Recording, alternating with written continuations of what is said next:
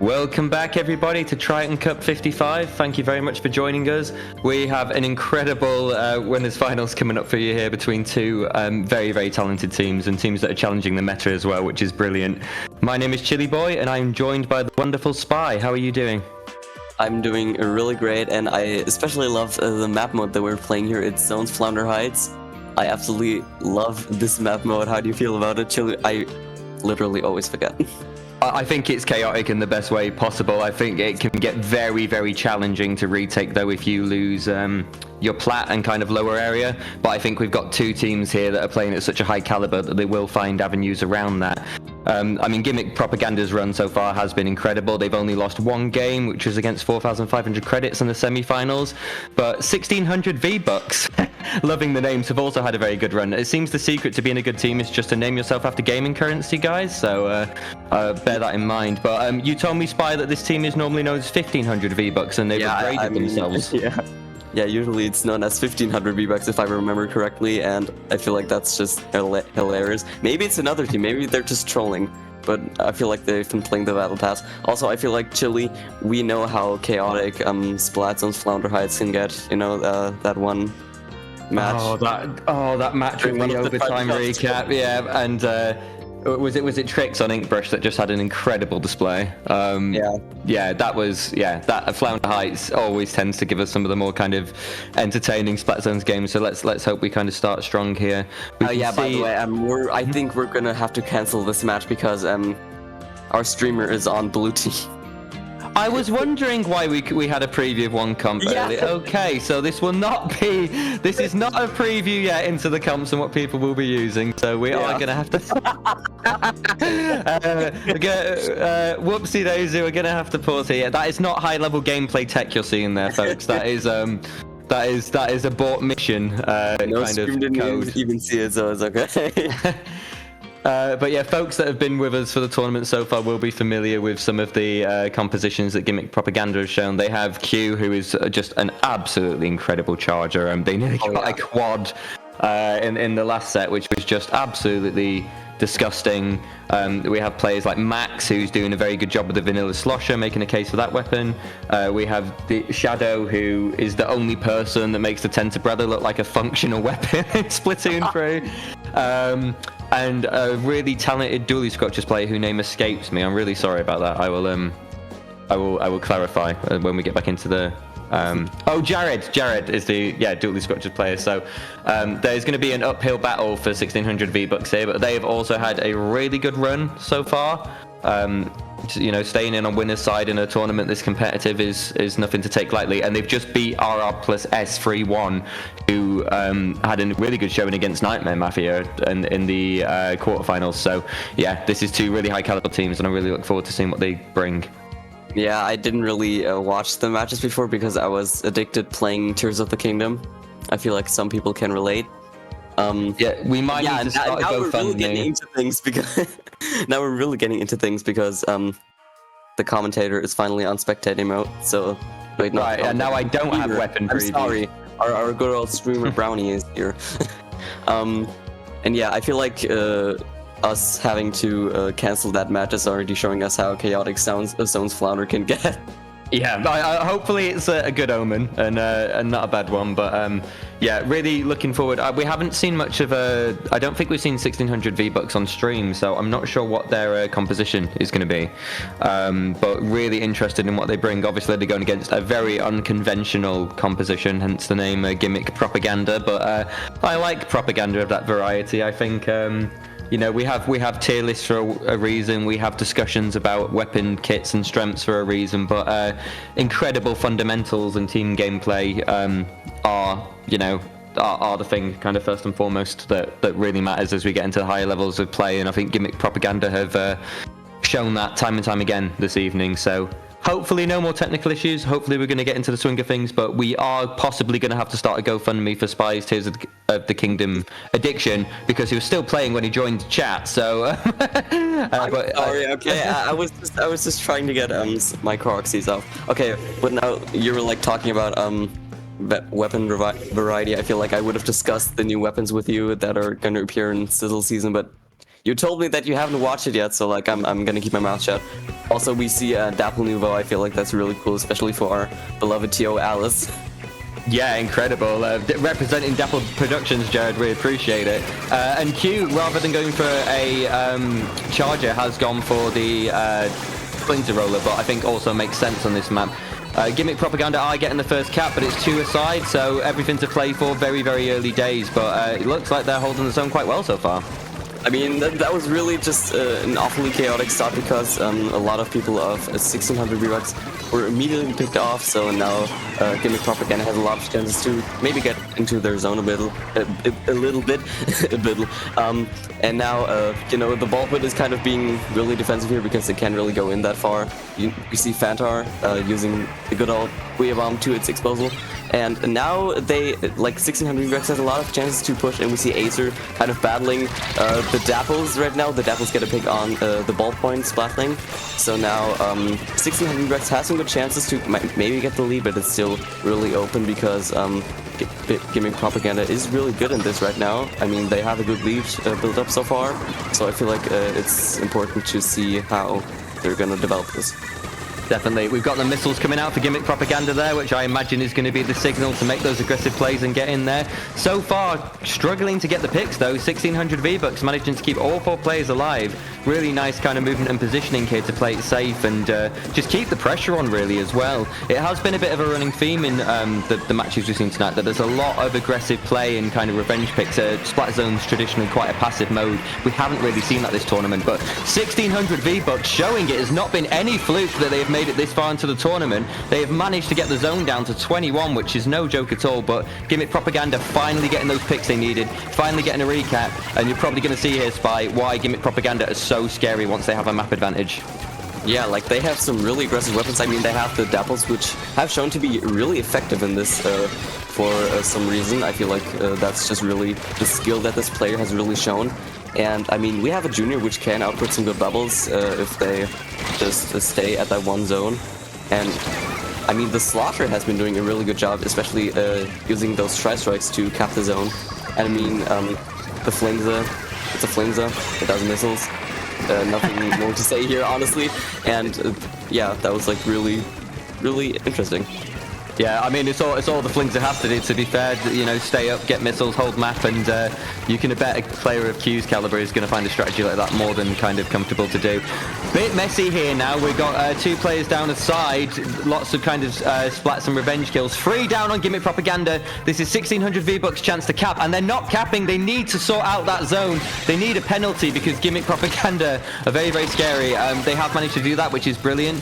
But yeah, I mean, you mentioned the Slosher Spy Max. Max has had some incredible picks this evening. I've not quite seen someone slosh the way Max does, especially with the vanilla. So yeah, all to play for. Jared, no fear, challenging the Inkjet with Dapples. You do not see that every day. Again, making Dapple Productions proud and managing to get a reclaim off that aggressive play. So that is 3 down on 1600 Vbucks side. Gimmick Propaganda will waste no time here getting some good map control and making it challenging for them to get in. But they do have a small penalty to work off, and 1600 Vbucks have about a 30-point lead. So everything to play for still with a minute and a half on the clock. Yeah, but like Gimmick Propaganda has so much control now. They can use so many specials right now. We see Jared having a really good pick on, I believe it was the Sloshin, and now unfortunately being picked off. I feel like 1600 Vbucks could be a little more aggressive in this situation, but it's still really hard, especially because Gimmick Propaganda is close to getting the lead. I mean, we see it now.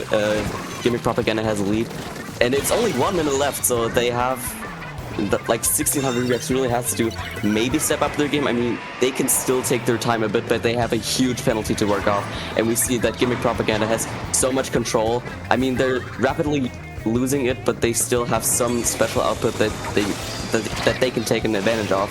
And I feel like once these specials are output, 1600 Vbucks can be more aggressive in this. I mean, we already see it. They got the zone. Yeah, they've got the zone, they've got 2 down, so that is promising. That's your cue to make sure you get a good hold on the map and make it challenging for people to get back in. I mean, Gimmick Propaganda did so well there, though. Jared was so aggressive on those dualies, and it made it quite hard for 1600 V-Bucks to get that reclaim. It did take them a long time when they were 3 players up to get the cap originally, and I wonder if that is going to cost them here. It is 2 players aside, I believe. I think slightly in Gimmick Propaganda's favour in terms of respawn rates, and they are going to secure the zone just in time for the game to end. And yeah, that was a good back and forth overall, but Gimmick Propaganda, I think, definitely looking the more consistent team of the two in terms of that opening show in Spy, I would say. Oh yeah, I definitely agree. And I feel like I was just about to say, oh my god, the Flings are just gonna go and fight instead of outputting missiles.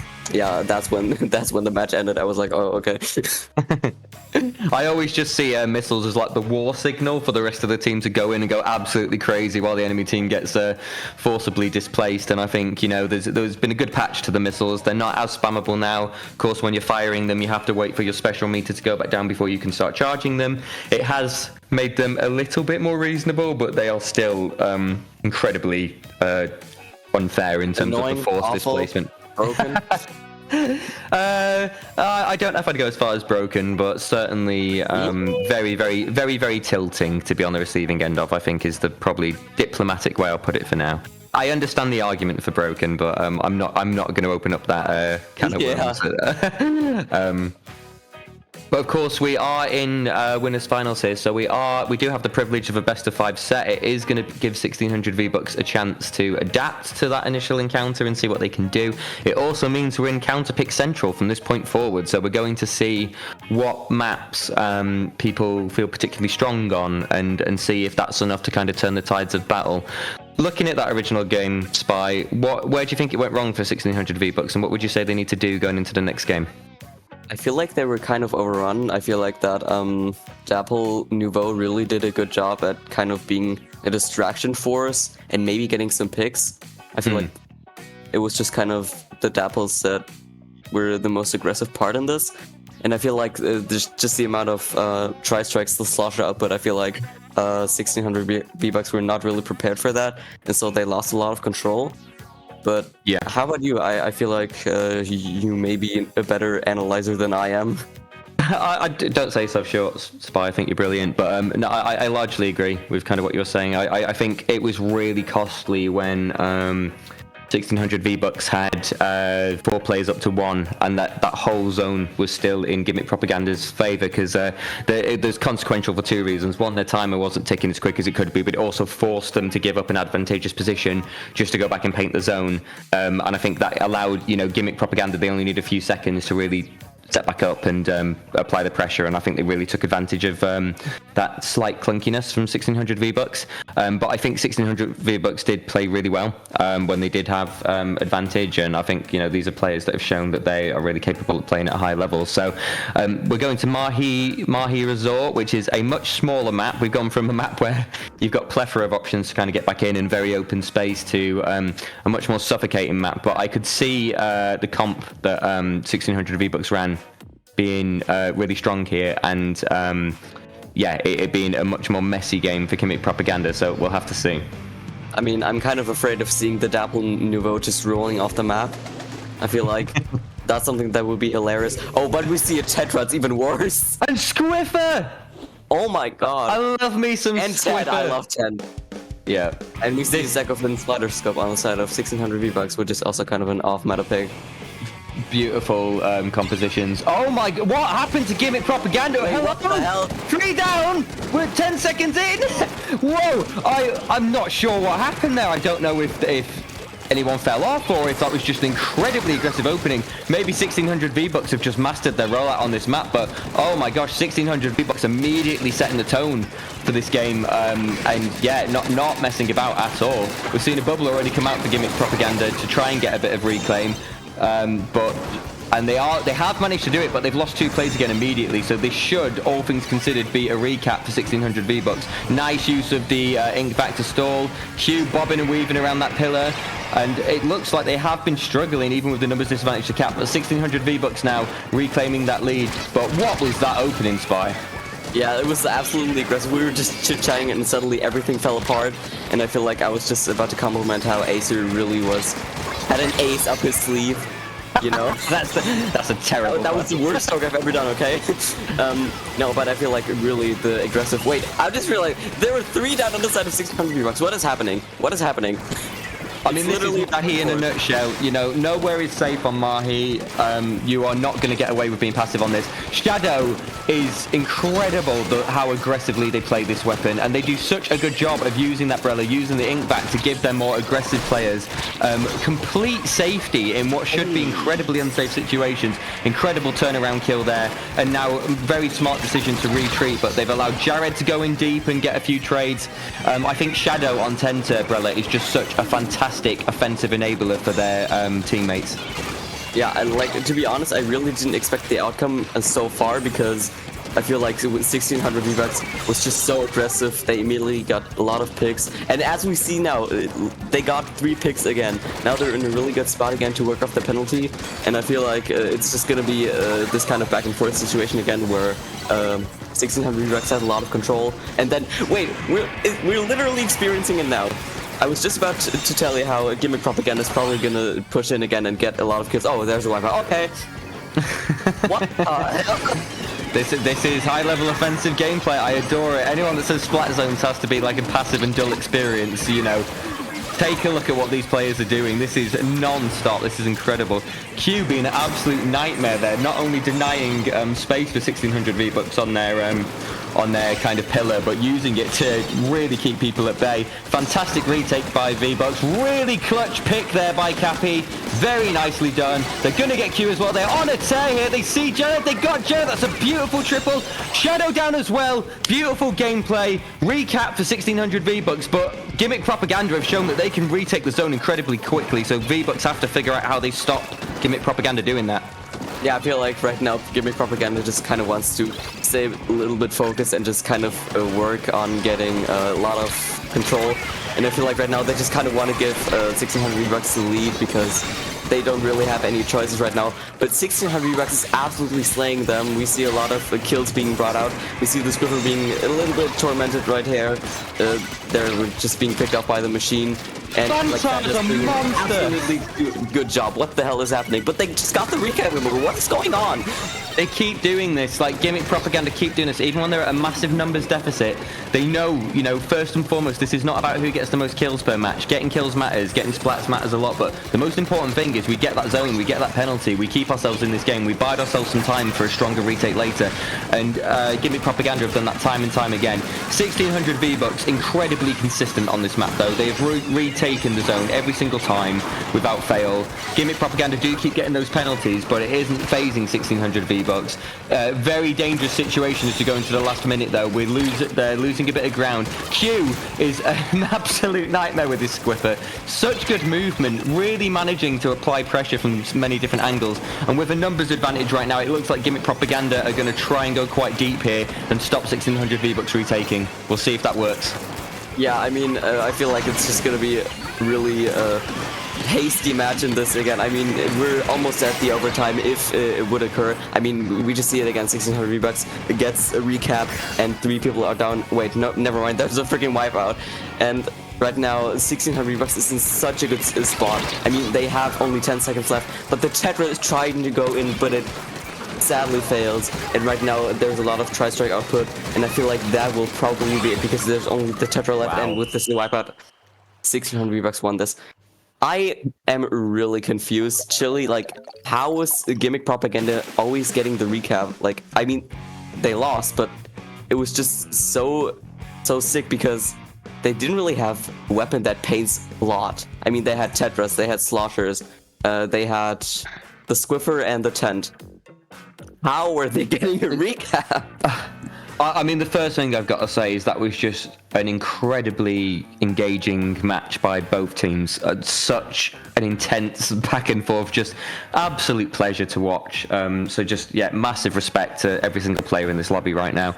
I think there's a couple of things that influence Gimmick Propaganda's ability to retake. The first one, I don't know if you caught it, but at one point the Inkvac player, Shadow, recap the entire zone on their own with the Inkvac shot in the center because they sucked up so much ink. So Inkvac on its own, if not contested, immediately recaps on this map. So that was the first thing that happened a couple of times. But I think it is from what I can see, I think it is the combination of a really aggressive setup supported by the Tentabrella's ability to just deny space in situations where Gimmick Propaganda shouldn't really otherwise be able to apply painting pressure on the zone. Shadow just kind of walls off everything that 1600 V-Bucks were doing, and that just allows them to get a bit of a map advantage and force people back in a way that allows a reclaim. That being said, 1600 V-Bucks, incredible showing, really strong counter pick, thoroughly impressed. We are going to go to Brinewater for Gimmick Propaganda's counter pick, and I believe 7Q does whip out the Elite here. That's what I was expecting.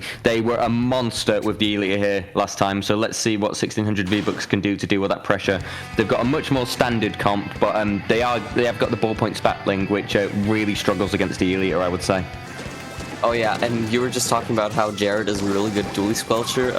Yeah. I mean, we just see it right now that they have the dually squelcher picked, even though they just got picked off. I feel like Max is just being kind of passive here because they don't want to feed in or anything. I mean, now they're being aggressive, which is really good for them right now, but I feel like 1600 Vbucks has some good control, so they're gonna have to kind of be a little bit more passive in this if they just want to take more control. Oh my god, that was a beautiful direct. Oh, it was. I think it's a shame. I think that Booyah Bomb was triggered just as two of their teammates went down, so obviously that Booyah Bomb is going to get immediately covered up quite quickly by Gimmick Propaganda. This is what Q was doing last time. They always throw a wave breaker in that spot, and then they just sit here in mid, and nowhere is safe anymore. The entire ramp that should be like 1600 V-Bucks safe space to start getting back in this becomes incredibly threatening. Beacon and Q allowing for safe jumps. Yeah, it's honestly incredible. That being said, this is a map that you can kind of choose a retake quite quickly. Based on how Vbucks have been playing, I wouldn't assume they'll get kind of clean wiped here. But look at this, the Brella just forcing a crab tank to move back into spawn. You just don't see stuff like this that often. So Gimmick Propaganda looking incredibly strong here right now. Yeah, I mean, you're talking about not seeing it often. I don't think I've ever seen a 10 in competitive, honestly. It's just a weapon that, in general, doesn't seem to even work, so I feel like many people don't even want to pick that weapon. But right now, while 1600 V-Bucks has got the zone capped, they don't really have that much control right now. I mean, the Gimmick Propaganda has their base, 1600 V-Bucks base, and a part of mid, so like they in a really good situation. And I feel like if they utilize their specials really well, I mean, we see Q using that wave breaker at the same kind of place how they did the last time. They just have so much control of the entire map. That was a beautiful snipe. That was another beautiful snipe against setting, completely canceling it. Like, that was absolutely insane.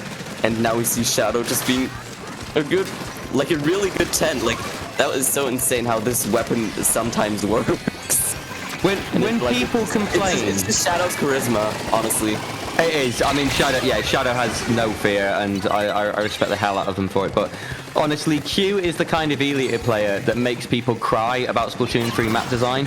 Some of these shots Q's getting should be illegal. Honestly, like just absolutely incredible pressure, and I think it's really hard for 1600 V-Bucks because they want to make those aggressive plays. They want to get back in there, but nowhere feels safe, and understandably so. That being said, they've moved incredibly deep. Yeah, incredibly deep into Gimmick Propaganda's side. They've got map control, they've walled their penalty off, and suddenly this is looking like a much more even game. If 1600 V-Bucks can hold this pressure and not allow Gimmick Propaganda to get the picks, they could take the lead here, and that is going to put a lot of pressure on Gimmick Propaganda with 2 minutes on the clock. Yeah, now Q has been picked off. Gimmick Propaganda has lost so much control over the entire map. Now Q really doesn't have that much opportunities to get picks, and 1600 V-Bucks seems to win this too. Wait, oh, never mind. Whoa. It was close though at the end. It was, but I mean, for Gimmick Propaganda to have been in control for so much of that game, that was a really solid hold by 1600 V-Bucks when they got it. You know, it's not trivial to keep a team like Gimmick Propaganda at bay in the way they kind of just have. So really, really nice hold.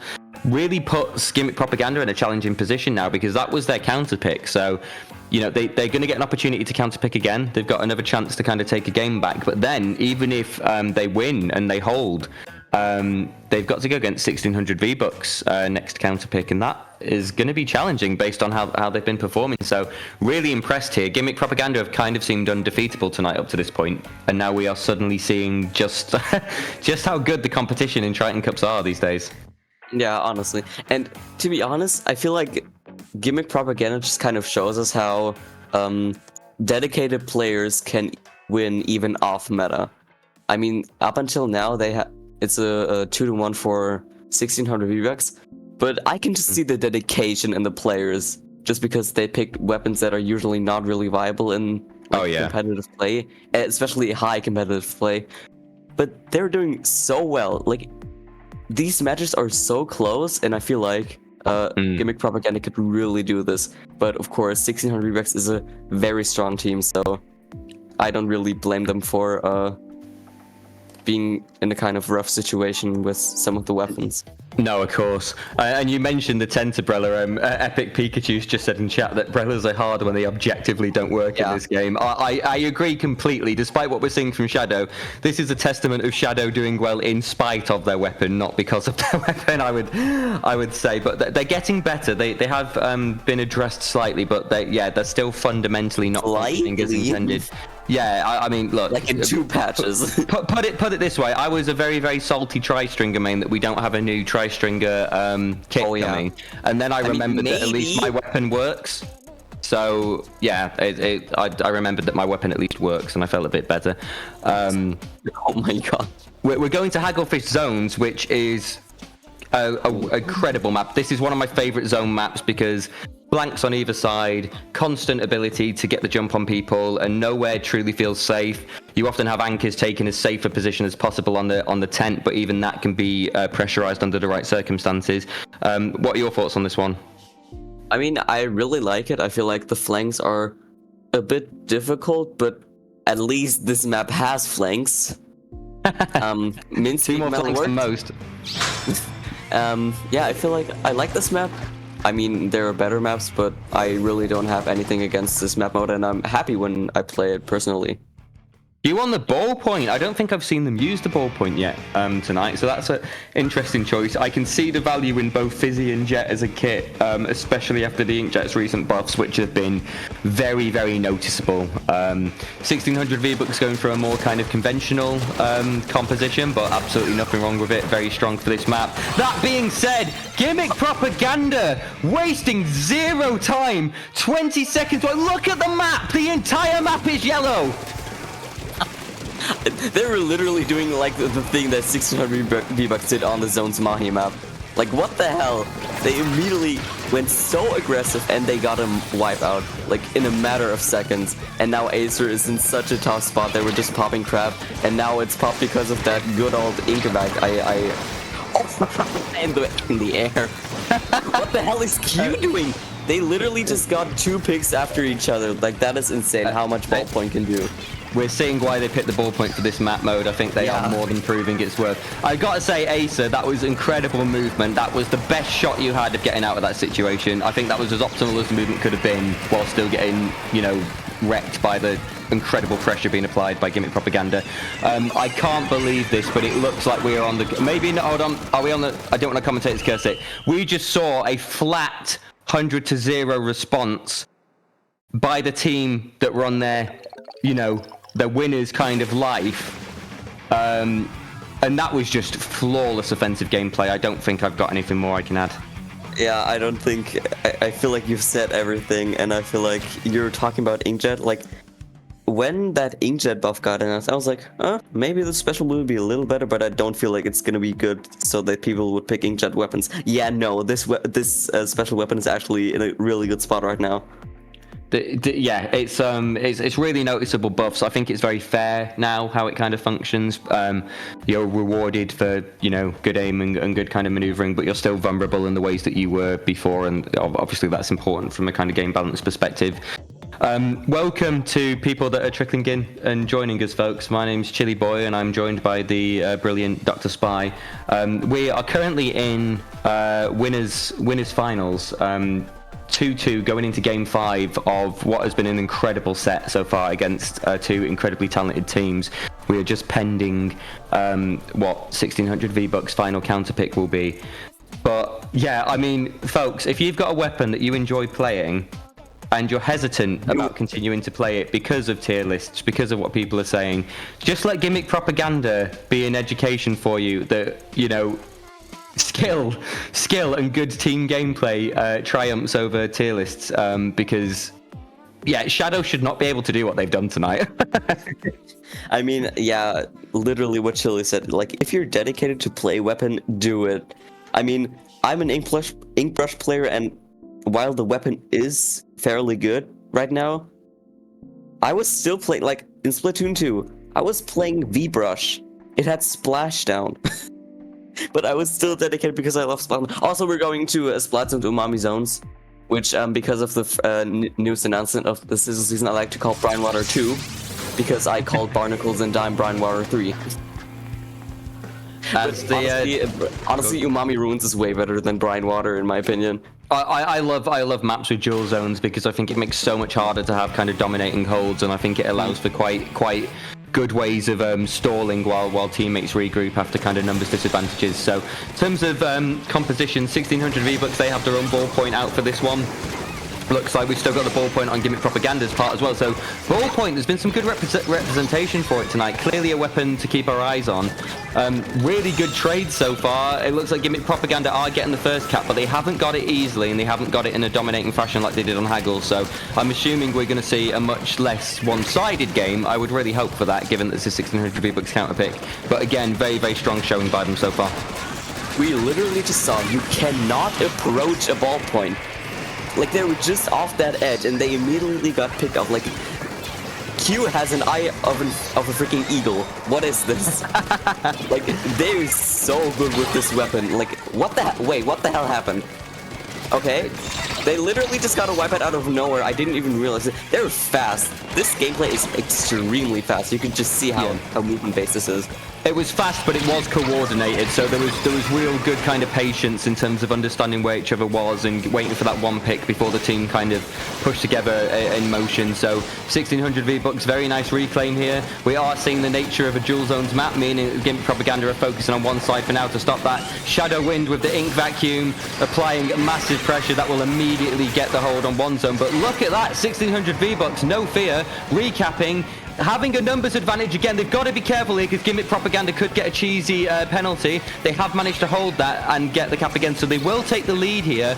Much more back and forth. Really kind of enjoying what I'm seeing here. Q looks like they're going to go and set up on the kind of on the circular platform for another kind of inkjet launch. They have indeed done that, and we've seen how good their aim is tonight, so that is something to be feared. 3 down, so Gimmick Propaganda will get a reclaim here, and yeah, everything to play for still.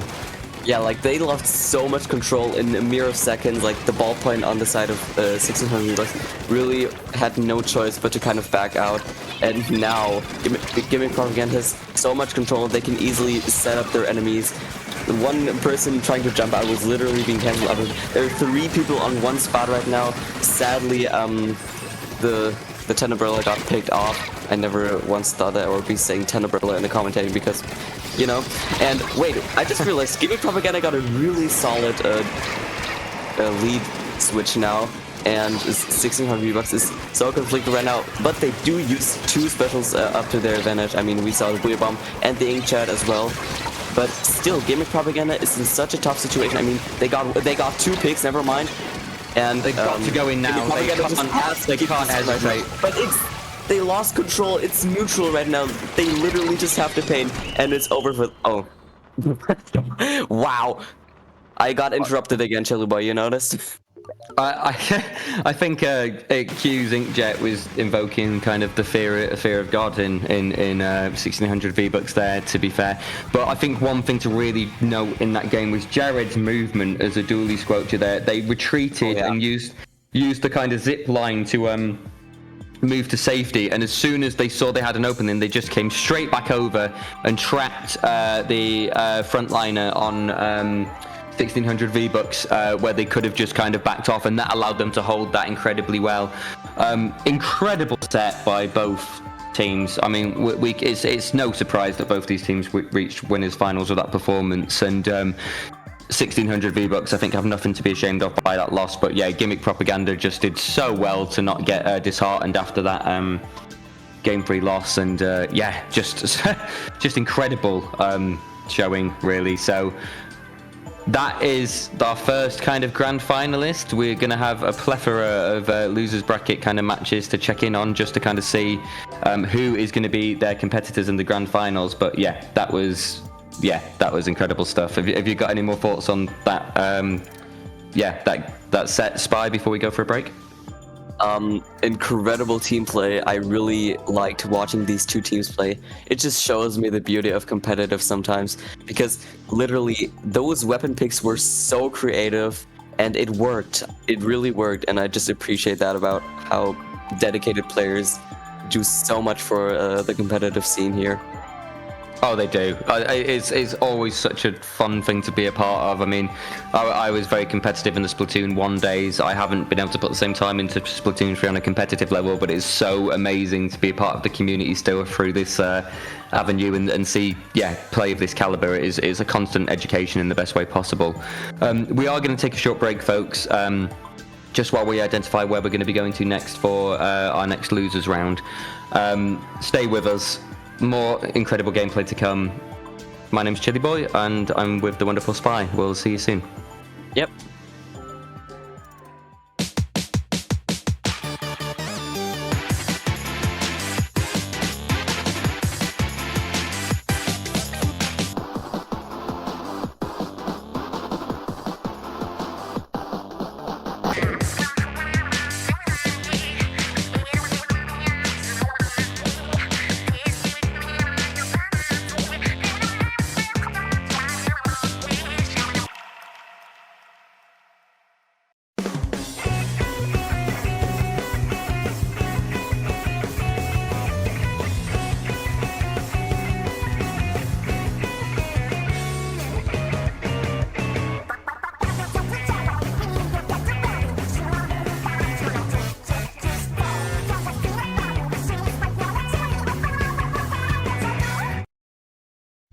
Splatoon Stronghold, a stronghold for competitive Splatoon, providing resources to long-timers and newcomers alike.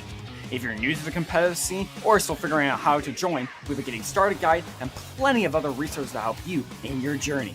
If you are a seasoned veteran, we still have plenty to offer. You can find and join tournaments as well as participate in our Captain Forum and find free agents and teams. Our mission is to make competitive Splatoon easily accessible to everyone.